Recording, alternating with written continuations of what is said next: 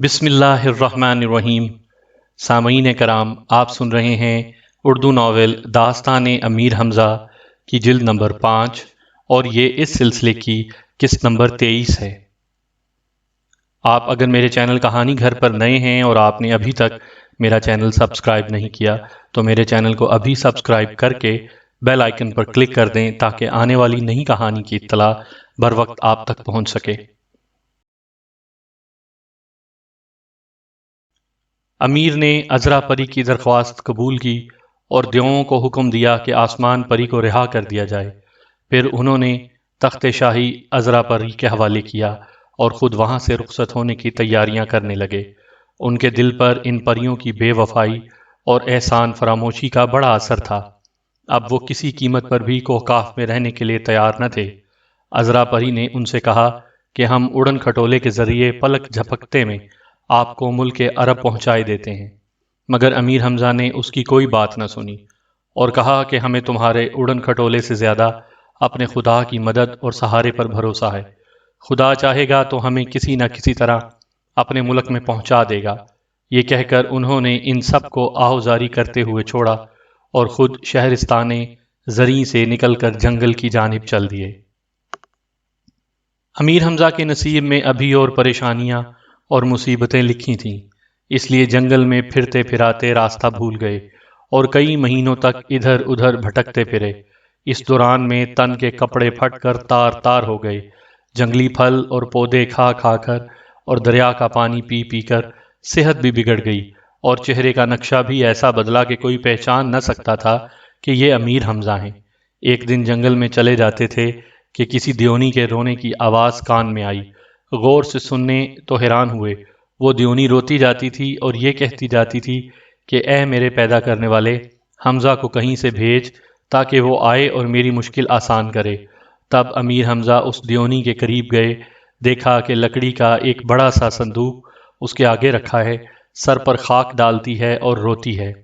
وہ امیر حمزہ کو دیکھ کر کہنے لگی، اے آدمزاد، تو کون ہے اور یہاں کس لیے آیا ہے؟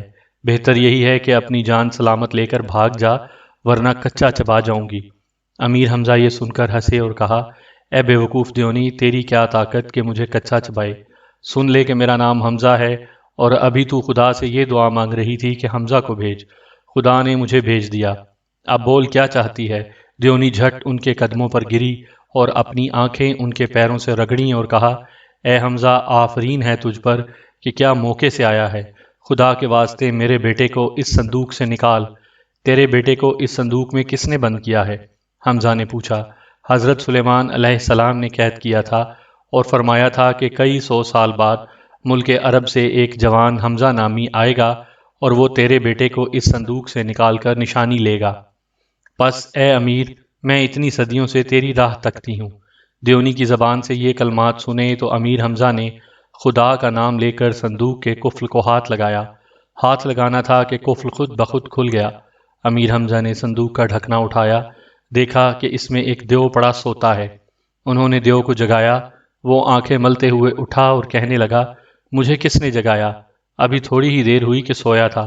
پھر اس نے اپنی ماں کو دیکھا اور اسے لپٹ گیا۔ دیونی نے اپنے بیٹے کو سارا قصہ سنایا۔ تب وہ دیو امیر کے قدموں کو چومنے لگا اور بولا، آج سے میں آپ کا غلام ہوں، جو حکم دیں گے بجا لاؤں گا۔ مجھے آدمیوں کی بستی میں پہنچا دو۔ امیر نے کہا، بہت بہتر، آئیے میری گردن پر سوار ہو جائیے۔ دیو نے ادب سے گردن جھکا کر کہا، ابھی چند ساعتوں میں پہنچائے دیتا ہوں۔ امیر حمزہ اس کی گردن پر سوار ہوئے۔ دیو وہاں سے آسمان کی جانب اڑا۔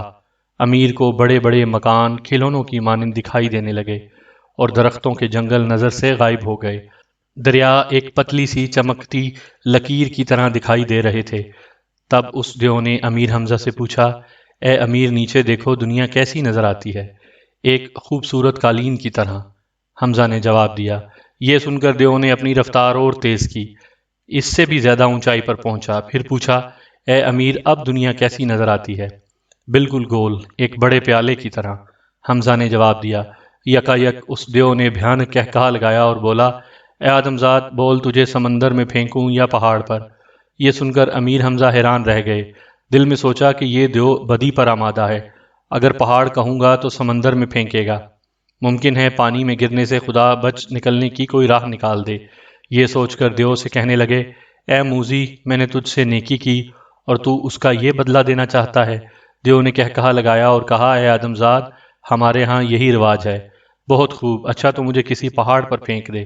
امیر حمزہ نے کہا، ہاں ہاں، میں تجھے پہاڑ پر پھینکنے کے بجائے سمندر میں ڈالوں گا تاکہ مچھلیاں تیرا گوشت نوچ نوچ کر کھائیں۔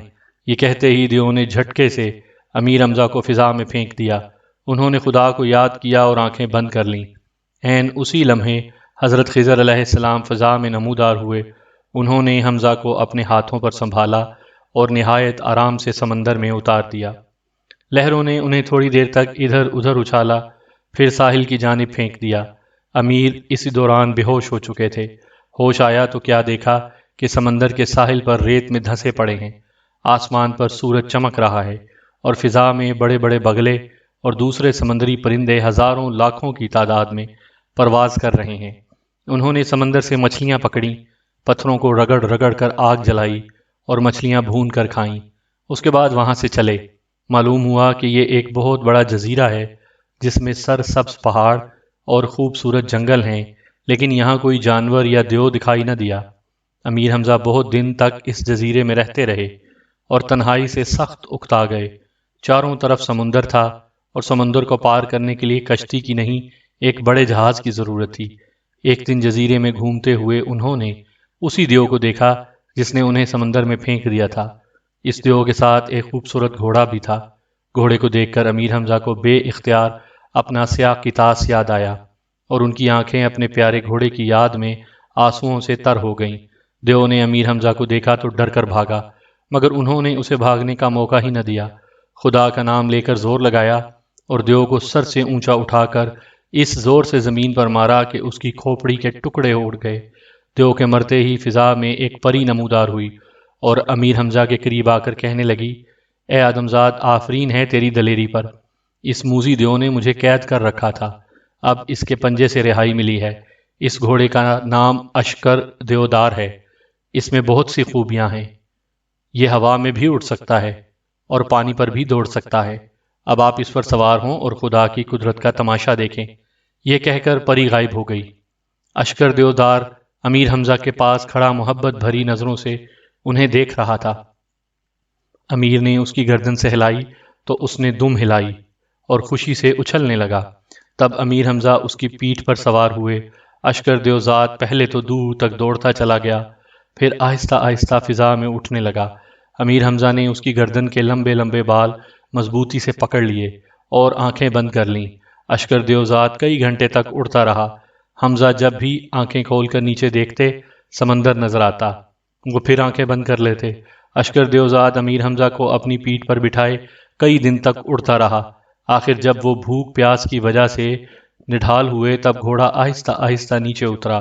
یہاں گنجان آبادی تھی، لیکن لوگ عجیب شکلوں کے تھے۔ ان کے جسم تو آدمیوں کی طرح تھے، مگر کان ہاتھیوں کے کانوں جیسے تھے، اور ان کے بادشاہ کو تاجدار کہتے تھے۔ امیر حمزہ اور ان کے عجیب و غریب گھوڑے کو دیکھ کر ہزاروں آدمی جمع ہو گئے اور پوچھنے لگے کہ آپ کون ہیں اور کہاں سے آئے ہیں؟ امیر نے انہیں سب حال کہہ سنایا۔ اتنے میں کسی نے تاجدار بادشاہ کو بھی خبر پہنچا دی۔ وہ خود بڑی شان و شوکت سے آیا، عزت کے ساتھ امیر حمزہ کو اپنے محل میں لے گیا اور خوب خاطر تواضع کی۔ امیر حمزہ کو یہ ملک اتنا پسند آیا کہ وہ سب کچھ بھول گئے۔ تاجدار بادشاہ نے انہیں اپنی فوجوں کا سپہ سالار بنا دیا۔ پاس پڑوس کی سلطنتوں پر دیو حکومت کرتے تھے اور تاجدار بادشاہ کی ان دیوؤں سے اکثر لڑائیاں ہوا کرتی تھیں، لیکن جب سے امیر حمزہ نے فوجوں کی کمان سنبھالی کسی دیو کو حملہ کرنے کی جرت نہ ہوئی۔ اس طرح 12 برس گزر گئے۔ آخرکار ایک دن حمزہ کو وطن کی یاد نے بری طرح ستایا۔ بادشاہ تاجدار سے کہنے لگے، اے بادشاہ، ہم بہت دن تیرے پاس رہے، خدا کو یہی منظور تھا کہ اپنے دوستوں اور عزیزوں سے اتنا عرصہ جدا رہیں، مگر اب صبر نہیں ہوتا، کوئی ایسی صورت نکال کہ ہم جلد اپنے پیارے وطن واپس پہنچ سکیں۔ یہ سن کر تاجدار بادشاہ رو پڑا۔ اسے امیر حمزہ سے محبت ہو گئی تھی اور وہ نہیں چاہتا تھا کہ امیر حمزہ اس کے ملک سے جائیں، مگر روکنے کی جرت بھی نہ تھی، کیونکہ ان کی شہزوری اور بہادری کا سکہ اس کے دل پر بیٹھ چکا تھا۔ تھوڑی دیر تک آنسو بہانے کے بعد تاجدار نے کہا، اے فرزند، تیرا وطن یہاں سے بہت دور ہے، پیدل جانا چاہے گا تو تمام عمر وہاں نہ پہنچ سکے گا۔ راستے میں 7 عظیم الشان دریا پڑتے ہیں، ان سب کو عبور کرنا ضروری ہے۔ پہلا دریا پانی کا، دوسرا آگ کا، تیسرا دھوئیں کا، چوتھا خون کا، پانچواں پگھلے ہوئے لوہے کا، چھٹا چاندی کا اور ساتواں سونے کا ہے۔ ان 7 دریاؤں کو خیریت سے پار کر لے تب سمجھ کے کوہکاف کی دنیا سے نکل گیا۔ تاجدار کی زبانی ان 7 دریاؤں کا ذکر سن کر حمزہ فکر مند ہوئے۔ تب تاجدار نے کہا، اے فرزند گھبرا مت، میں تجھے ایک تدبیر بتاتا ہوں، خدا نے چاہا تو تو اپنے مقصد میں کامیاب ہوگا۔ پہلے دریا کے کنارے ایک بوڑھی عورت رہتی ہے، اس کی عمر کا اندازہ ابھی تک کوئی نہیں کر سکا۔ وہ دن رات خدا کی عبادت میں لگی رہتی ہے، نہ کسی سے کچھ مانگتی ہے اور نہ کہیں آتی جاتی ہے۔ اگر تم اس بڑھیا سے جا کر درخواست کرو تو ممکن ہے وہ تمہیں کوہ کاف سے انسانوں کی دنیا میں پہنچا دے۔ چند دن بعد امیر حمزہ شہر کے لوگوں اور تاجدار بادشاہ سے رخصت ہو کر اشکر دیوزات پر سوار ہوئے اور پہلے دریا کی جانب روانہ ہو گئے۔ گھوڑا کئی رات اور کئی دن لگاتار ہوا میں اڑنے کے بعد پہلے دریا کے کنارے اترا۔ حمزہ نے دریا کو دیکھا تو ہوش اڑ گئے۔ دریا کیا سمندر تھا جس کا دوسرا کنارہ دکھائی نہ دیتا تھا۔ انہوں نے پری سے سنا تھا کہ اشکر دیوزات پانی میں بھی چل سکتا ہے۔ امیر نے گھوڑے کو دریا میں لے جانے کی کوشش کی، مگر وہ بری طرح اچھلتا ٹاپتا اور دریا میں کودنے سے انکار کرتا۔ آخرکار حمزہ نے یہ ارادہ ترک کر دیا۔ امیر حمزہ بہت دن تک دریا کے کنارے گھومتے پھرتے رہے۔ آخر ایک روز خوشنما اور وسیع باغ دکھائی دیا جس میں نہریں اور فوارے چل رہے تھے اور درختوں پر ہزاروں قسم کے حسین پرندے بیٹھے چہچہا رہے تھے۔ سنگ مرمر کی ایک عالی شان باراں دری کے اندر ایک بڑھیا پھونس نظر آئی جو قالین پر بیٹھی خدا کی عبادت کر رہی تھی۔ امیر حمزہ اس کے قریب جا کھڑے ہوئے۔ کئی روز بعد بڑھیا نے نگاہ اٹھا کر امیر حمزہ کی طرف دیکھا۔ انہوں نے فوراً جھک کر سلام کیا اور ادب سے کھڑے رہے۔ بڑھیا کے چہرے پر خوشی کے آثار پیدا ہوئے۔ اس نے ہاتھ بڑھا کر امیر حمزہ کی گردن نیچے جھکائی اور ان کی پیشانی چوم کر بولی، اے بیٹے، میں نہ جانے کب سے تیری راہ تکتی ہوں۔ 1000 برس پہلے خضر علیہ السلام نے مجھے یہاں بھیجا تھا اور کہا تھا کہ ایک دن اس حلیے کا ایک جوان ادھر آئے گا، نام اس کا حمزہ ہوگا، اور میرا فرض یہ ہے کہ حمزہ کو کوہکاف کے 7 دریا پار کرا کے ملک عرب میں پہنچا دوں۔ اب میں نے تمہاری شکل دیکھتے ہی پہچان لیا کہ تم ہی حمزہ ہو۔ ہاں بڑی اماں، میرا ہی نام حمزہ ہے۔ یہ سن کر بڑھیا بہت خوش ہوئی اور امیر حمزہ کی خاطر توازے کرنے لگی۔ طرح طرح کے لذیذ پھل اور بھنا ہوا گوشت خدا جانے کہاں سے لائی۔ امیر نے مزے مزے سے یہ سب چیزیں کھائیں۔ پھر بڑھیا نے کہا، اے بیٹے، اس باغ میں سی مرغ آیا کرتے ہیں، ان کو مار کر کھال سے اپنا اور اپنے گھوڑے کا لباس تیار کرو تاکہ آگ کا دریا تم پر کچھ اثر نہ کرے۔ امیر حمزہ اسی وقت باغ میں گئے، دیکھا کہ ایک جگہ 4 بڑے بڑے سے مرغ بیٹھے ہیں، ان کے قد ہاتھی کے برابر تھے، اور جب یہ اپنے پر پھڑ پھڑاتے تو زور کی آندھی آتی اور درختوں کی شاخیں جھولنے لگتیں۔ امیر حمزہ نے ان میں سے ایک سی مرغ کو مارا، باقی 3 اڑ گئے۔ ایک ماہ کی محنت کے بعد انہوں نے سی مرغ کی کھال سے اپنا اور اپنے گھوڑے کا لباس بنایا۔ یہ لباس ایسا تھا کہ آنکھوں کے سوا جسم کا کوئی حصہ دکھائی نہ دیتا تھا۔ اس کام سے فرصت پائی تو وہ نیک دل بڑھیا ہاتھ میں ایک لمبا عصا لے کر ان کے آگے آگے چلی، دریا کے کنارے پر آئی اور اپنا عصا پانی پر مارا۔ اسی وقت پانی 2 حصوں میں تقسیم ہو گیا۔ تب اس بڑھیا نے امیر سے کہا، بیٹے بے فکر رہو، میرے پیچھے پیچھے چلے آؤ اور آنکھیں بند کرو۔ حمزہ نے ایسا ہی کیا۔ 7 دن اور 7 راتیں برابر چلتے رہے۔ آخر 8ویں روز دریا سے پار ہوئے۔ جب پہلا دریا عبور کر لیا تو بڑھیا نے اپنا عصا انہیں دیا اور کہا کہ ہم اب اس دنیا سے رخصت ہوتے ہیں۔ جب ہم مر جائیں تو اس دریا کے کنارے قبر کھود کر ہمیں دفنا دینا۔ اس کے بعد بے دھڑک تم ہر دریا میں کود جانا۔ ہمارا یہ عصا جب تک تمہارے پاس رہے گا، خدا نے چاہا تو کوئی پریشانی قریب نہ پھٹکے گی۔ یہ کہتے ہی اس بڑھیا کا دم نکل گیا اور وہ بے جان ہو کر زمین پر گر پڑی۔ امیر حمزہ کو اس کے مرنے کا بے حد رنج ہوا، بے اختیار رونے لگے، قبر کھود کر اسے دفن کیا، پھر اس کا عصا سنبھالا اور اشکر دیوزات کی لگام تھام کر آگے روانہ ہوئے۔ سامعین کرام، آپ یہ کہانی میرے چینل کہانی گھر پر سن رہے ہیں۔ آپ نے اگر ابھی تک میرا چینل سبسکرائب نہیں کیا تو میرے چینل کہانی گھر کو ابھی سبسکرائب کر لیجئے اور بیل آئیکن پر بھی کلک کر دیں تاکہ آنے والی نئی کہانی کی اطلاع بر وقت آپ تک پہنچ سکے۔ امیر حمزہ کو یہاں چھوڑ کر اب ہم آپ کو عمرو عیار اور اس کے دوستوں کے پاس لیے چلتے ہیں تاکہ معلوم کریں کہ جب حمزہ کوہقاف کو روانہ ہوئے تو عمرو اور اس کے ساتھیوں پر کیا بیتی۔ آپ کو یاد ہوگا کہ خواجہ بزرج مہر نے عمرو عیار کے نام ایک خط بھیجا تھا جس میں لکھا تھا کہ خدا امیر حمزہ کو کوہقاف میں 18 سال تک رکھے گا اور یہ مدت پوری ہونے کے بعد حمزہ شہر تنجا میں تم سے آن کر ملے گا، اس لیے ضروری ہے کہ تم اپنے دوستوں اور شہزادی مہر نگار سمیت شہر تنجا کی جانب روانہ ہو جاؤ۔ جب حمزہ کو پریاں اڑن کھٹولے پر بٹھا کر اڑیں تو ان کے دوست ایک دوسرے سے لپٹ لپٹ کر خوب روئے۔ آخر عمرو نے سب کو تسلی دی اور سفر کی تیاریاں شروع کی۔ ایک شبھ گھڑی میں مکے سے نکلے اور مغرب کی جانب روانہ ہوئے۔ زپین مکار کے لشکر نے ان کا پیچھا کیا۔ کئی مرتبہ خون ریز لڑائیاں ہوئیں جن میں زپین کے بہت سے سپاہی مارے گئے۔ آخر اس نے عمرو کی فوج کا پیچھا چھوڑ دیا اور مدائن کی جانب لوٹ گیا۔ عمرو اور لندھور منزلوں پر منزلیں طے کرتے ایک عظیم الشان شہر کے نزدیک پہنچے جس کے چاروں طرف نہایت عالی شان پتھر کا قلعہ بنا ہوا تھا، اور فصیل اس قلعے کی اتنی اونچی تھی کہ سر اٹھا کر دیکھو تو ٹوپی نیچے جا گرے۔ عمرو نے اپنے ساتھیوں سے مشورہ کیا، سب نے کانوں پر ہاتھ دھرے اور کہا کہ یہ قلعہ فتح کرنا کسی انسان کے بس کی بات نہیں۔ یہ سن کر عمرو طیش میں آیا اور کہنے لگا، بہت اچھا، میں خود جاتا ہوں اور قلعہ فتح کر کے دکھاتا ہوں۔ یہ کہہ کر ایک گوشے میں گیا اور جادو کے زور سے اپنی صورت وزیر بختک کی سی بنائی، پھر 100 بہادر سواروں کا ایک دستہ لے کر قلعے کے دروازے پر پہنچا اور دربانوں سے کہا، فوراً قلعے دار کو خبر کرو کہ نوشیروان کا وزیر بختک آیا ہے اور شہزادی مہر نگار کو حمزہ کے ہاتھ سے چھین لایا ہے۔ اب حمزہ کے لشکری پیچھا کر رہے ہیں، اس لیے جلد دروازہ کھولو تاکہ شہزادی مہر نگار کو قلعے میں لے آئیں۔ دربان دوڑے دوڑے گئے اور قلعے دار کو ساری صورتحال سنائی۔ وہ اسی وقت فصیل پر آیا اور دیکھا کہ واقعی نوشیروان کا وزیر بختک موجود ہے۔ اس نے پہرے داروں سے کہا کہ دروازہ کھول دو۔ عمرو عیار اپنے فوجی دستے کو لے کر بڑی شان و شوکت سے قلعے میں داخل ہو گیا۔ قلعے دار نے پوچھا، جناب شہزادی مہر نگار کہاں ہے؟ ابھی انہیں بلواتا ہوں، عمرو نے جواب دیا، پھر اپنے ایک سوار کو خفیہ پیغام دے کر لندھور کے پاس بھیجا کہ قلعے کا دروازہ کھلا پڑا ہے، فوراً آؤ اور قبضہ کر لو۔ لندھور اور دوسرے پہلوان آندھی طوفان کی طرح آئے اور آنن فانن قلعے پر اپنا جھنڈا لہرا دیا۔ اس قلعے میں 3 سال تک کی خوراک جمع تھی۔ عمرو عیار کا لشکر 3 برس تک اس قلعے میں رہا، پھر یہاں سے نکلا اور مغرب کی طرف چلا۔ بہت عرصے بعد شہر حلب میں پہنچا۔ مقبل وفادار کے چچا زاد بھائی ناظر حلبی اور عادل حلبی کچھ فاصلے پر رہتے تھے۔ وہ فوراً استقبال کو آئے اور شہر حلب کے چاروں طرف گہری خندق کھدوا کر پانی سے بھر دی تاکہ کوئی دشمن شہر میں داخل نہ ہو سکے۔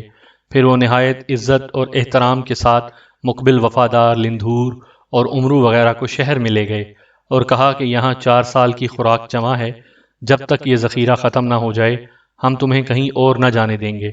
غرض اسی طرح ملکوں اور شہروں سفر کرتے ہوئے 17 سال کی مدت میں وہ شہر تنجا میں داخل ہوئے۔ یہاں 1 سال کا غلہ جمع تھا، اور جب 1 سال بعد یہ غلہ ختم ہوا تو فوجی سپاہیوں نے بھوک اور فاقے سے بےتاب ہو کر گھوڑوں کو ذبح کر کے کھانا شروع کر دیا۔ عمرو نے سب لوگوں کے راشن میں کمی کر دی۔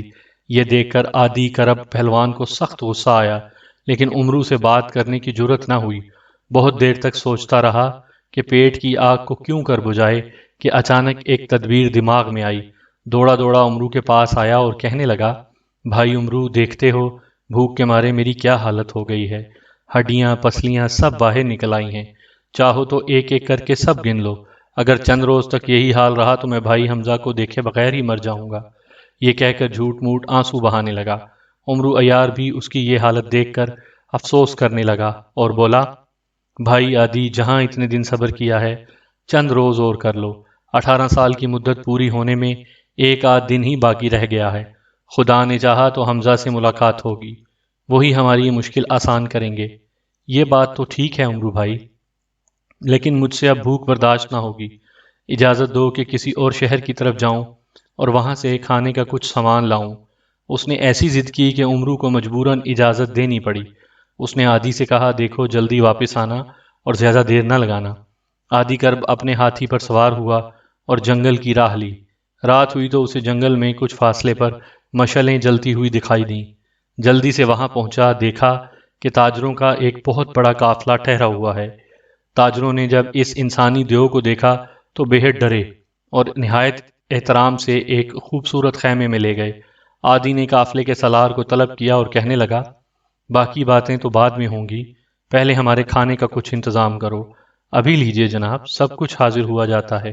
تھوڑی دیر بعد عادی کرب کے آگے بھنے ہوئے دمبوں، پھلوں اور دودھ کی بڑی بڑی بالٹیوں کا انبار لگا ہوا تھا۔ دیکھتے ہی دیکھتے اس نے سب چیزیں ہڑپ کیں، پھر پیٹ پر ہاتھ پھیرتے ہوئے بولا، ناشتہ اچھا تھا، اب 2 گھنٹے بعد ہم باقاعدہ کھانا کھائیں گے۔ یہ سن کر قافلے والوں کے ہوش اڑ گئے، دل میں کہنے لگے کہ یہ ضرور کوئی جن ہے، ورنہ اتنا کھانا کھا لینا کسی انسان کے بس کی بات نہیں ہے۔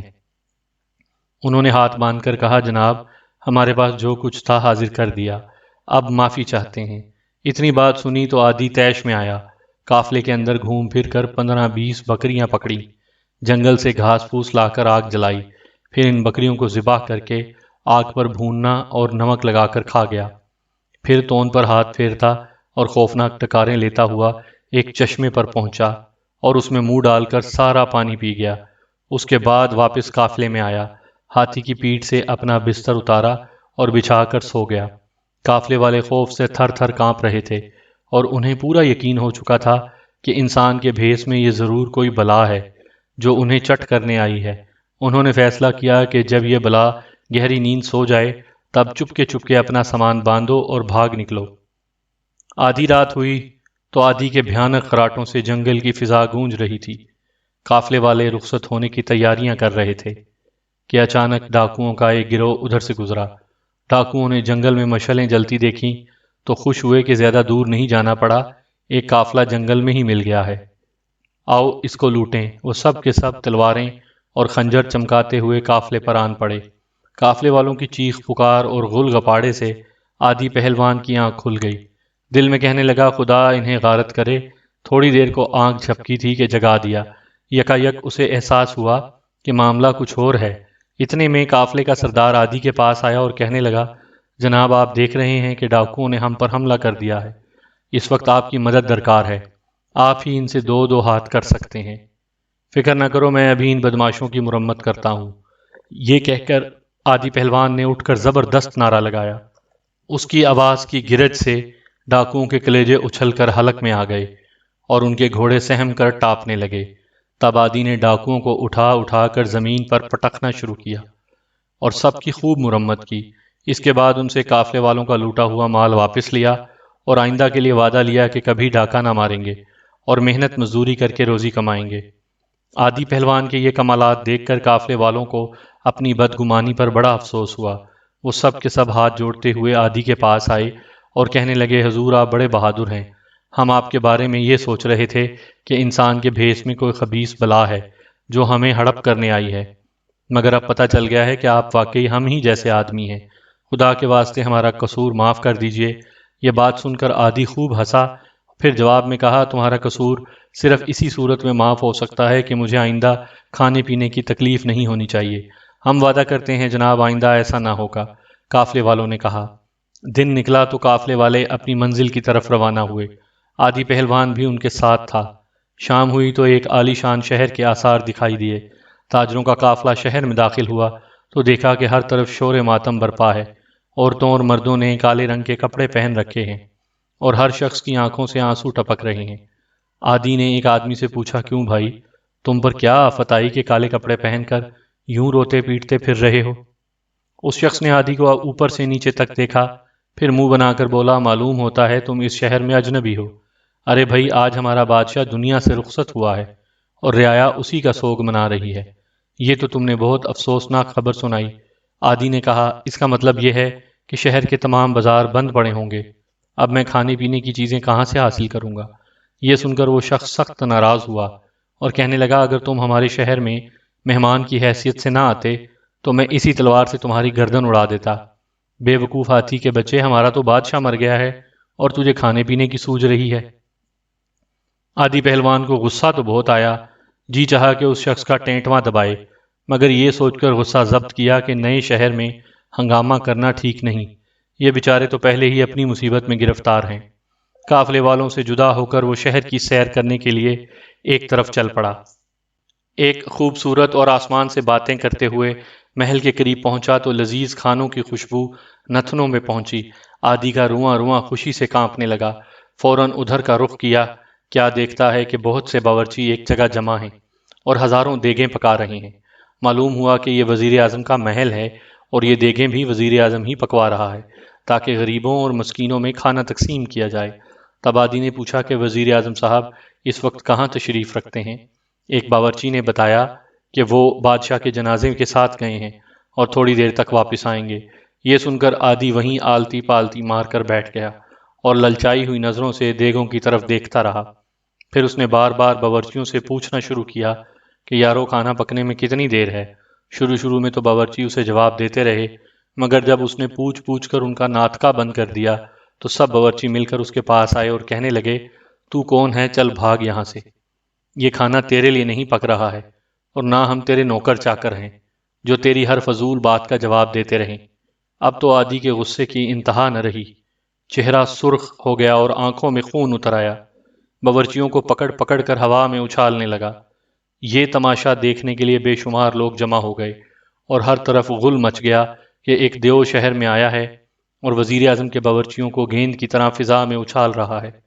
کسی شخص نے یہ خبر وزیر اعظم کو بھی پہنچا دی۔ وہ فوراً لاؤ لشکر کے ساتھ اپنے محل کی طرف آیا۔ دیکھا کہ 7 فٹ اونچا دیو جیسا شخص باورچیوں کی گردن ناپ رہا ہے اور ان سے چوہے بلی کا کھیل کھیلنے میں مصروف ہے۔ عادی نے ایک ہی نظر میں تاڑ لیا کہ وزیر اعظم آن پہنچا۔ باورچیوں کو پرے پھینک کر وہ آگے بڑھا اور کہنے لگا، کیا آپ کے شہر میں مہمانوں سے یہی سلوک کیا جاتا ہے؟ اگر آپ کا بادشاہ مر گیا ہے تو اس میں میرا کیا قصور ہے؟ یہ لوگ مجھے کھانے کو کچھ نہیں دیتے، مجبوراً یہ حرکت کرنا پڑی۔ وزیر اعظم نے دیکھ لیا تھا کہ آدمی بے ڈھب ہے اور اگر اس سے گرمی سردی کی گئی تو معاملہ اور خراب ہوگا۔ یہ سوچ کر اس نے نرم لہجے میں کہا، مجھے سخت افسوس ہے کہ آپ جیسے عزت دار اور مہمان سے ان جاہل باورچیوں نے ایسا برا سلوک کیا۔ بہرحال میں ان سب کی طرف سے معافی چاہتا ہوں۔ آئیے آپ میرے ساتھ محل میں چلیے اور جتنا چاہے کھانا کھائیں۔ ہاں، یہ بات آپ نے ₹1,00,000 کی کہی، عادی نے خوش ہو کر کہا۔ وزیر اعظم نے عادی پہلوان کی ایسی خاطر تواضع کی کہ اسے بالکل ہی اپنا مرید کر لیا۔ بھلا کھانے پینے کی بے شمار چیزوں کے سامنے عادی کو امرو یا لندھور کی یاد کیسے آتی؟ کئی دن اسی طرح گزر گئے۔ 8ویں روز وزیر اعظم نے عادی کو اپنے پاس بلایا اور کہا، جناب پہلوان صاحب، آج ہم ملک کا نیا بادشاہ چنیں گے، اس لیے میں اب آپ کی خاطر تواضع نہیں کر سکوں گا۔ آپ کے جہاں سینگ سمائے جا سکتے ہیں۔ یہ سن کر عادی پہلوان سخت پریشان ہوا۔ دل میں سوچنے لگا، یہ تو بہت برا ہوا، اب میں کہاں جاؤں اور کیا کروں؟ ان کے پاس اتنی بڑی فوج ہے کہ میں اکیلا زیادہ دیر تک لڑ بھی نہیں سکتا۔ بہتر یہی ہے کہ چپ چاپ یہاں سے کھسک جاؤں اور کہیں اور جا کر قسمت آزمائی کروں۔ اس نے وزیر اعظم سے کہا، بہت بہتر جناب، بندہ رخصت ہوتا ہے، مگر اتنی مہربانی کریں کہ راستے میں کھانے پینے کا کچھ سامان عنایت فرما دیں۔ 50 بکریاں، 100 مرغ، 2-3 ہزار انڈے، 1 من شہد، 50 من دودھ اور 200-300 من پھل وغیرہ۔ اچھا، ہم یہ انتظام بھی کر دیں گے، مگر پہلے بادشاہ کا انتخاب کرنا ضروری ہے۔ یہ انتخاب آپ کس طرح کرتے ہیں؟ عادی نے پوچھا۔ اس کا طریقہ یہ ہے کہ ہم ایک پرندہ ہوا میں چھوڑتے ہیں جسے ہما کہتے ہیں۔ شہر کے سب آدمی ایک وسیع میدان میں پہلے سے جمع ہو جاتے ہیں۔ یہ پرندہ تھوڑی دیر تک ہوا میں اڑنے کے بعد کسی ایک شخص کے سر پر خود بخود بیٹھ جاتا ہے۔ ہم اس شخص کو اپنا بادشاہ بنا لیتے ہیں، خواہ وہ شخص کوئی موچی ہو یا بھکاری یا لوہار یا بڑھئی۔ عادی نے کہا، بے شک ہمیں اس سے غرض نہیں ہوتی کہ وہ کون ہے، ہم تو یہ دیکھتے ہیں کہ ہما کس کے سر پر بیٹھتا ہے۔ اس کا مطلب یہ ہے کہ اگر وہ آپ کا پرندہ، کیا نام ہما، میرے سر پر بیٹھ جائے تو آپ مجھے اپنا بادشاہ بنا لیں گے؟ ضرور، ہماری رسم یہی ہے، وزیر اعظم نے جواب دیا۔ یہ سن کر عادی کی کھوپڑی میں پھر خود بد شروع ہوئی۔ دل میں کہنے لگا، کیا مزہ ہو اگر میں بادشاہ بن جاؤں، آخر قسمت آزما لینے میں حرج ہی کیا ہے۔ وہ وزیر اعظم سے کہنے لگا، میں بھی آپ کے ساتھ چلوں گا، کیا خبر وہ پرندہ میرے ہی سر پر بیٹھ جائے۔ یہ سن کر وزیر اعظم کا کلیجہ خوف سے بیٹھ گیا۔ سخت پریشان ہوا کہ اس موذی کو یہ بات کیوں بتا دی۔ اس کا دل کہہ رہا تھا کہ ہما اس کے سر پر ضرور بیٹھ جائے گا، کیونکہ یہ قد میں سب آدمیوں سے اونچا ہے۔ وزیر اعظم دل میں تو عادی کو برا بھلا کہہ رہا تھا، مگر ظاہری طور پر اس نے مسکراتے ہوئے کہا، پہلوان صاحب، یہ ہماری بڑی خوش نصیبی ہوگی کہ ہما آپ کے مبارک سر پر بیٹھے اور آپ ہمارے بادشاہ بن جائیں۔ قصہ مختصر، آدی پہلوان اس وسیع و عریض میدان میں پہنچا جہاں لاکھوں آدمی جمع تھے۔ ہر شخص اسی امید میں تھا کہ ہما اسی کے سر پر بیٹھے گا۔ آدی پہلوان مست ہاتھی کی طرح جھومتا ہوا آیا تو لوگوں نے اس کا راستہ چھوڑ دیا اور حیرت سے دیکھنے لگے۔ تھوڑی دیر بعد 12 ہٹے کٹے حبشی غلام میدان میں نمودار ہوئے اور انہوں نے بڑے بڑے بغل بجا کر اعلان کیا کہ ہما چھوڑا جاتا ہے، اس لیے ہم سب لوگ خاموش ہو جائیں۔ اس اعلان کے ساتھ ہی چاروں طرف سناٹا چھا گیا اور ہر شخص سانس روک کر ہما کے اڑنے کا انتظار کرنے لگا۔ سامعین کرام، آپ سن رہے تھے داستان امیر حمزہ کی جلد نمبر 5 اور یہ اس سلسلے کی قسط نمبر 23 تھی۔ آپ کو اگر میری یہ کاوش پسند آئی اور آپ نے اگر ابھی تک میرا چینل کہانی گھر سبسکرائب نہیں کیا تو میرے چینل کو ابھی سبسکرائب کر لیجئے اور بیل آئیکن پر بھی کلک کر دیں تاکہ آنے والی نئی کہانی کی اطلاع بر وقت آپ تک پہنچ سکے۔